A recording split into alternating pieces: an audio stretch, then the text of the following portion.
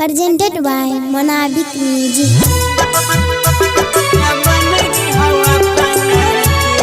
Singing by Gaurav Thakur.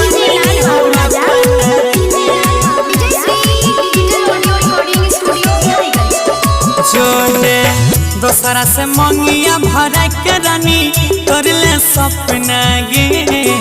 झूठे कहे रही लव यू तोरा मन री हो अपना गे मन री हो अपना गे कहे गई दोसरा से मंगिया भरा के रानी तोरले सपना गे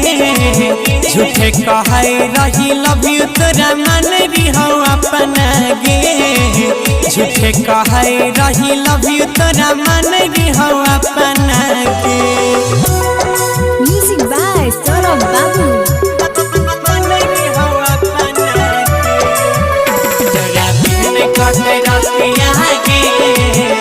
याद आवे ससुरतिया गे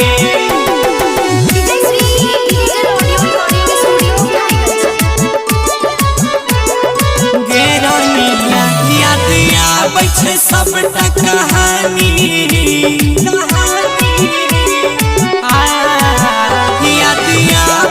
सबटा कहानी हमरा जबन रही तू रानी क्या दोसर मर्द दिल के हमर दर्द बढ़ाई दिल गे हमर दिहल निशानी बोले सबटा जराई दिल गे कहे गई दोसरा से मंगिया भरा के रानी तोरले सपना गे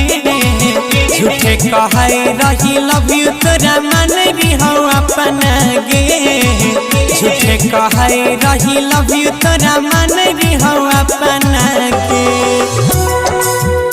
तोरा मन री हो अपना गे मन री हो अपना गे ससुर जाय के कान भी नहीं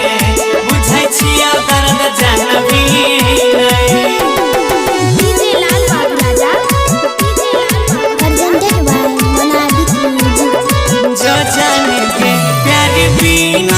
जीवन सुना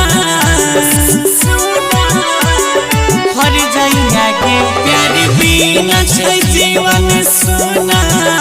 दुख मिलता दर्द गुना